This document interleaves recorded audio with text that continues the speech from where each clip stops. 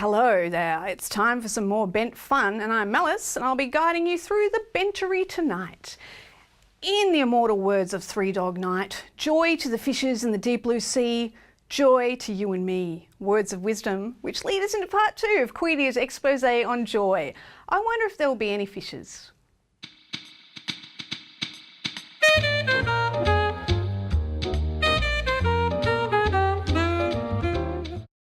Good evening, welcome to BTV. My name's Steve Pereira and you're in Quedia, where we explore all things queer and everything media. We're doing an ongoing series on joy, the past, the present and the future, and we started with Carol Wilkinson, past president of Joy, and we talked about the past. Today we're talking about the present. Welcome back, Carol. Thank you so much. Thank you.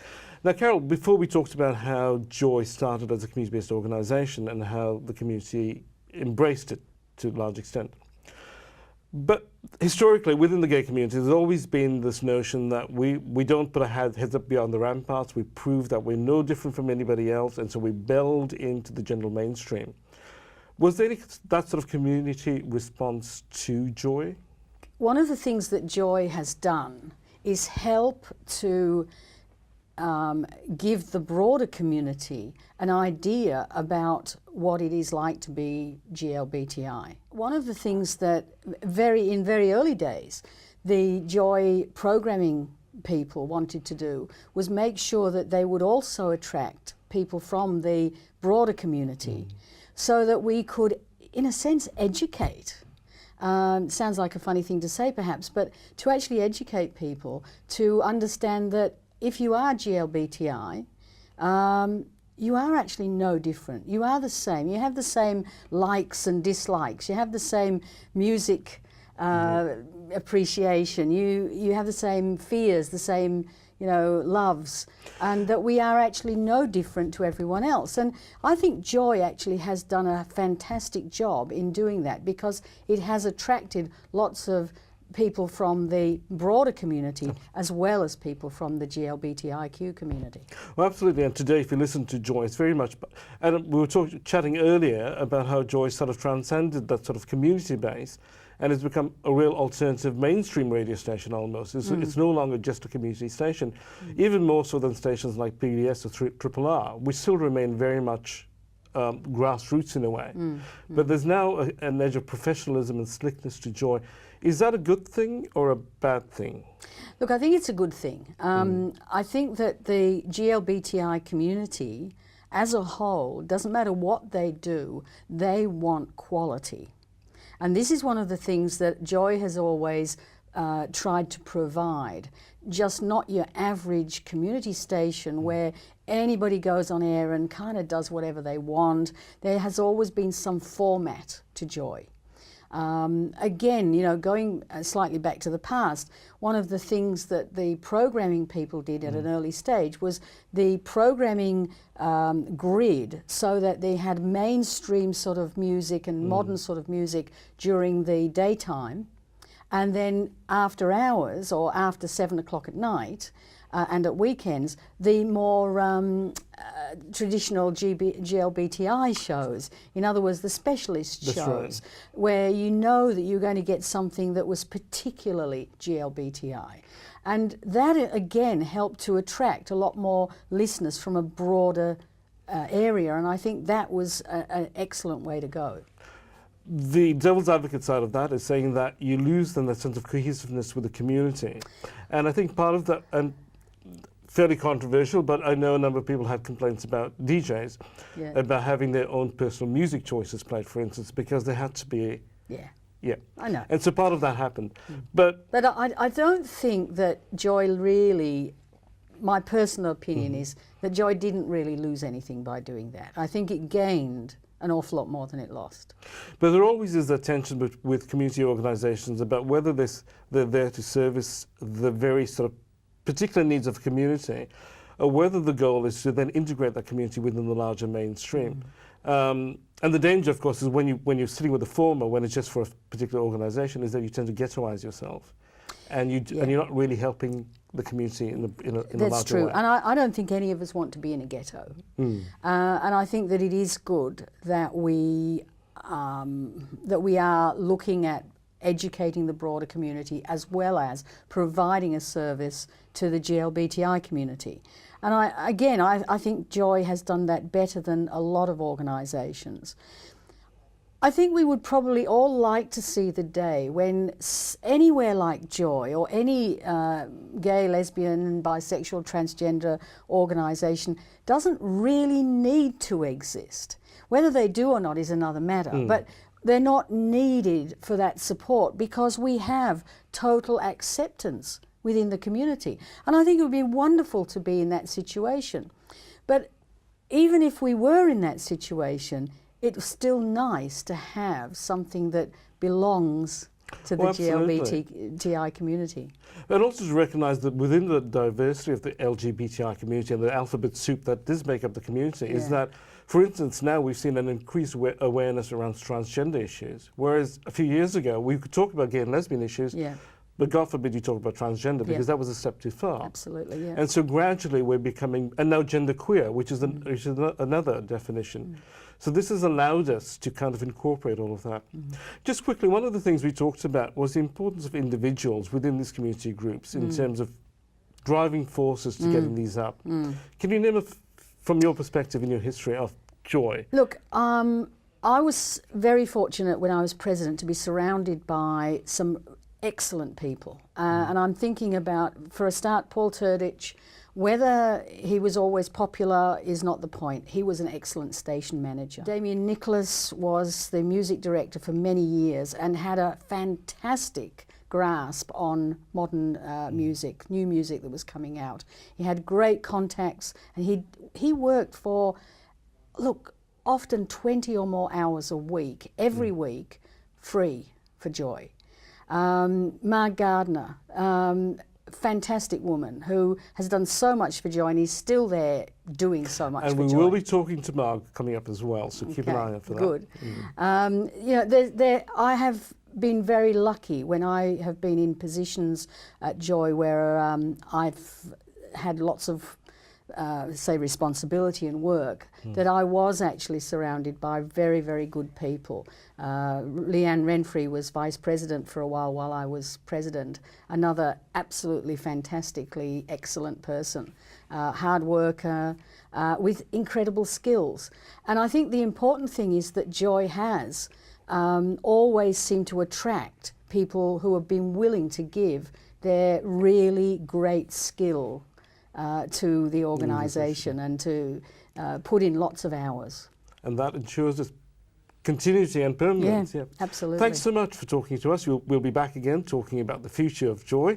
Thank you. You've been on Quedia on BTV. We'll have episodes on Joy the Future with Carol Wilkinson. Thank you for watching. Get onto our website if you've missed an episode and catch up. Thank you. Thanks, Steve, for that great insight into the fantastic volunteer-run institution that is Joy. And more on this next week. Don't forget, Bent is also run by volunteers, so head onto our website to find out how you can become part of the family. We'll be back shortly.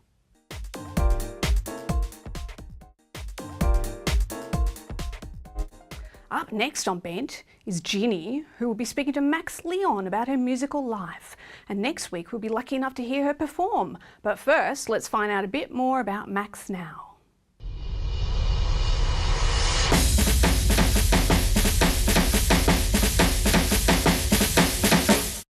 Hey, it's Ginni back on Powered Entirely by Ginni here on Bent TV, and I'm pretty excited for our next guest. She's a fellow Sri Lankan sister. I've got to say too, if you've tuned into X Factor 3 years ago, she made her debut performance ever singing live on the show. I'm very proud to introduce my Sri Lankan sister, Max Leon. Hello. Hello, darling. How are you? I'm good. Very good. Thank you, darling. Now, before we launch into our Sri Lankanness, I've got to ask you, so you were on X Factor 3 years ago. I was. And you came out, not as gay, but you came out for the first time to sing. So you never sung before singing on X Factor?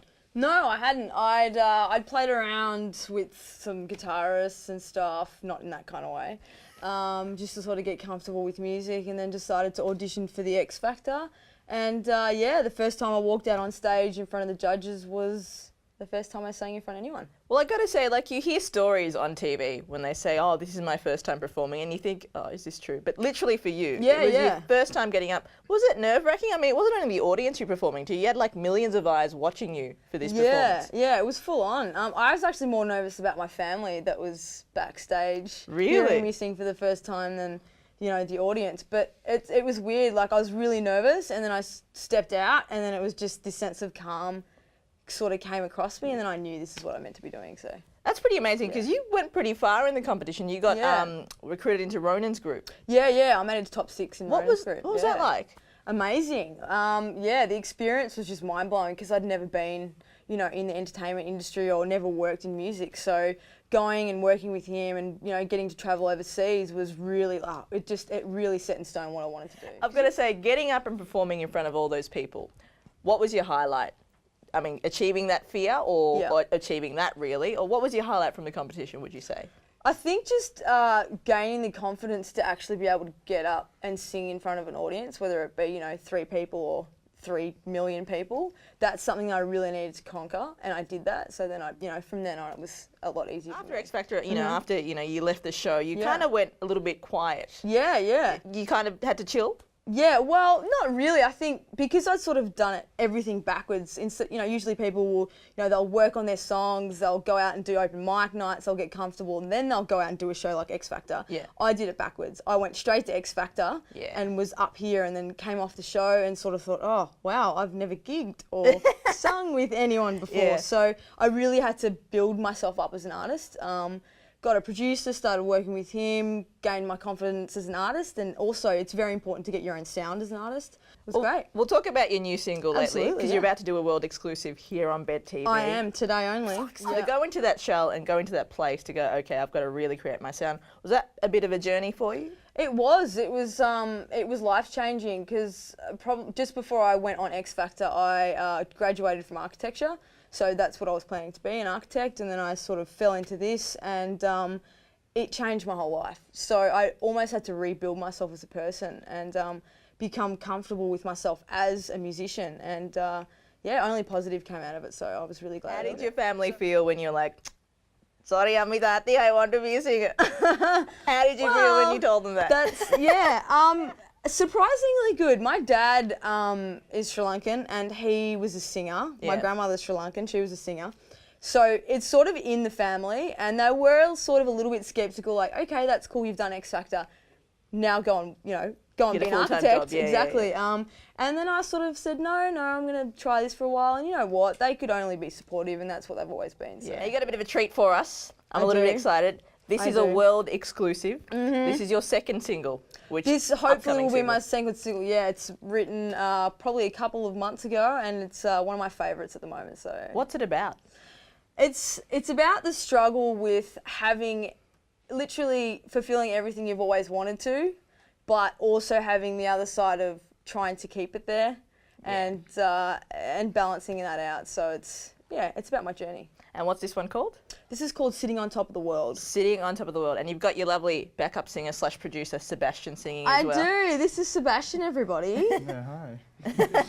And Brett, our guitarist. A bit of a TV face too. I recognise you from certainly the voice. Does. Yeah, so I was on Team Ricky with my twin sister, Beck. That's it.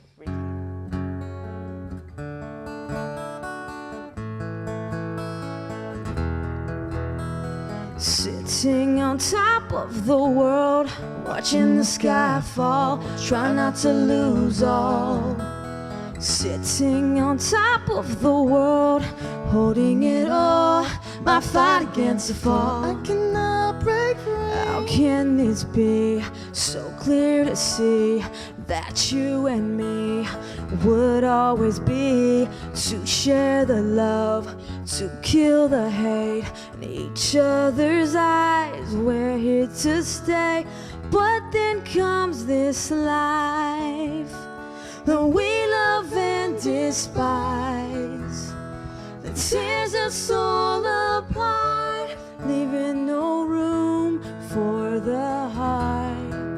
'Cause I'm lost in this moment, and I just cannot break free. I cannot how to love in this fortune nobody else but me. So let go and be free.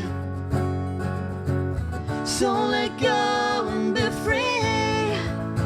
Now we tore pieces from each other that cannot ever be found. And these moments cause a madness, shattered pieces all around.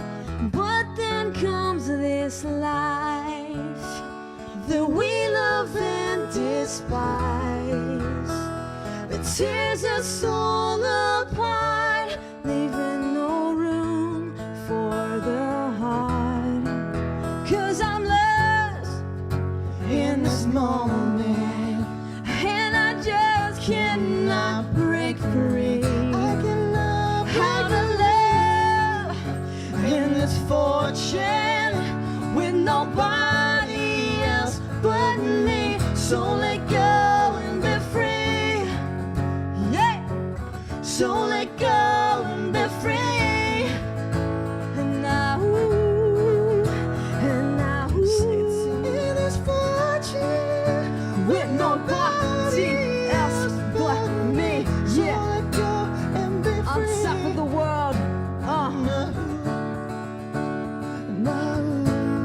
Break free, part 2, Maxion.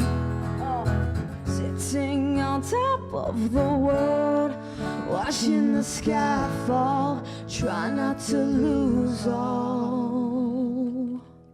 That was a world premiere of Max Leon's hopefully second single, Sitting on Top of the World. Thank you so much for joining me, guys. It was awesome. Thanks for having us. This has been Ginni on Powerly, Entitled by Ginni on BTV. Thanks, Ginny, and I'll be looking forward to next week when we'll hear more of Max playing some of her music for us. We'll also be looking forward to your emails. Send them through to feedback@benttv.org.au, and don't touch that remote, we'll be right back.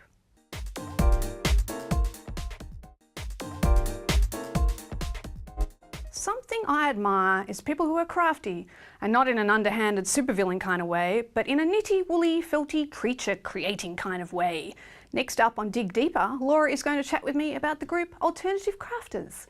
Let's check it out now.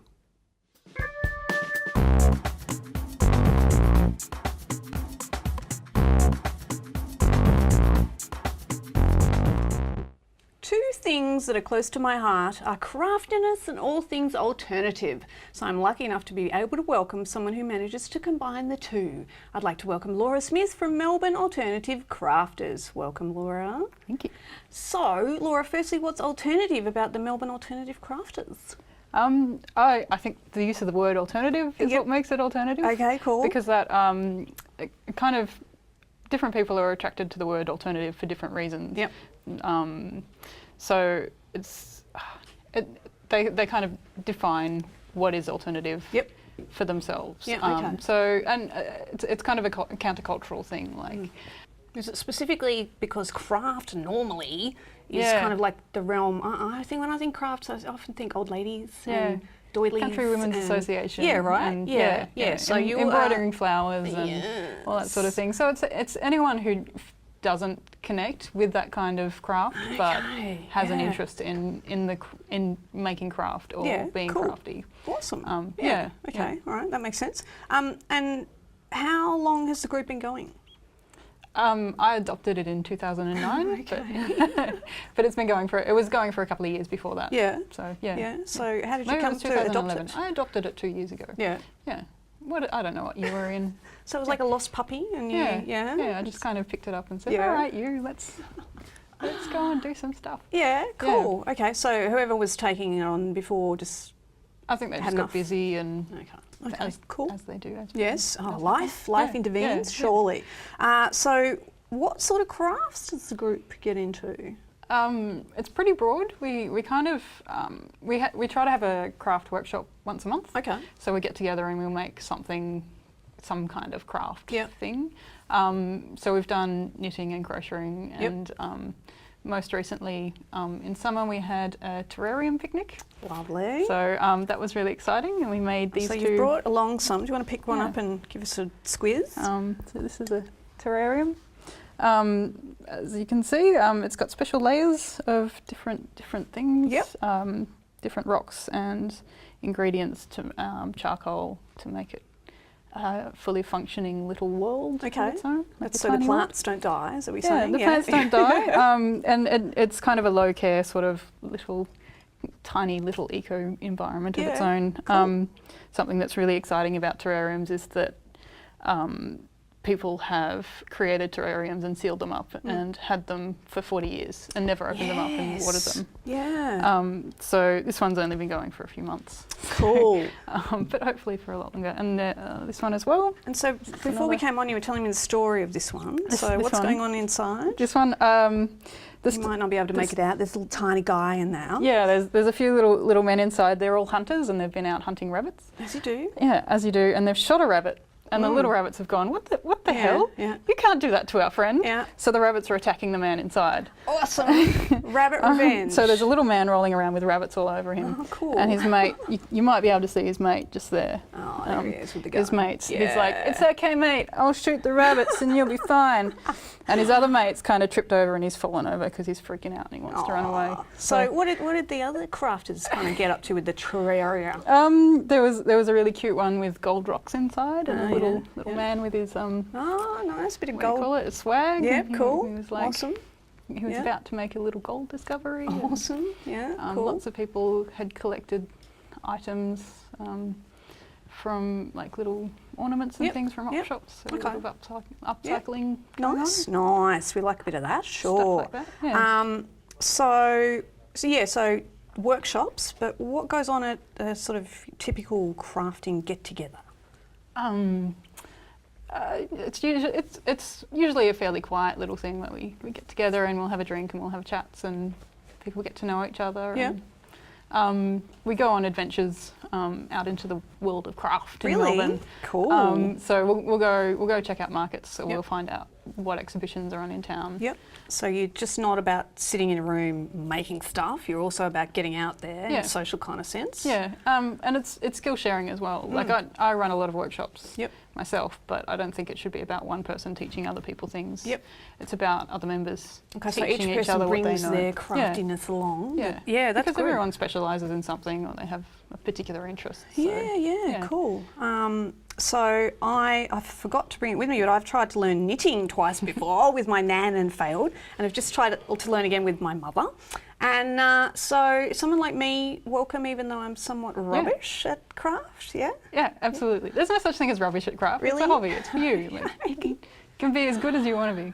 So you said you did some knitting and some crochet. So do you sort of do, random kind of stuff each week, or you do sort of similar things each week, or? It's usually fairly random. We do have some knitting stuff coming up. Oh, okay. Keep me in mind. Good. Yeah. It's fairly random. It's just kind of what someone thinks of something that's fun to do. Yeah. But we try to, if we're running a workshop, we try to make it something that someone can finish their project on the day. Just on the day. Oh, that's a good idea. So you learn. Yeah, you can go home and take to your partner and say, look what I've learned today. Yeah. Awesome. Yeah, okay. So I'm actually really attracted to those little Japanese... I don't know how to say it. I don't know how to say it either. Amiguri or something? They're so good. Do you know how to do that? No. Oh, damn it! That's crocheting. I don't do that. I was really hoping you'd be able to say, come on down. Okay, so this is a workshop you've got to arrange for me somehow, right? Yeah, because I've got to find someone who can do it. Maybe you can learn how to do that, all right, and cool. then you that can could teach be my us. thing. Excellent. What a good idea. But those are so cute, don't you? Great. So apart from meeting to get together and getting crafty, so you're talking about going out to exhibitions and things? Yeah. So like craft particularly, or art?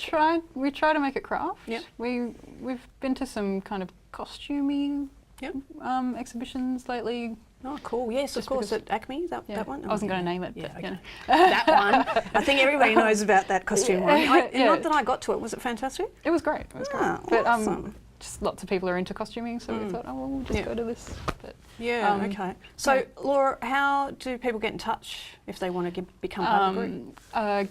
Go to Facebook and look up Melbourne Alternative Crafters on the Facebook, or meetup.com is where our website is. So you would go to meetup.com and look up Melbourne alternative crafters. Excellent. Yeah. Well, thanks very much, Laura, for coming and enticing us into the world of alternative crafters. Thank you. Thank you. And I will see you again soon for another Dig Deeper instalment.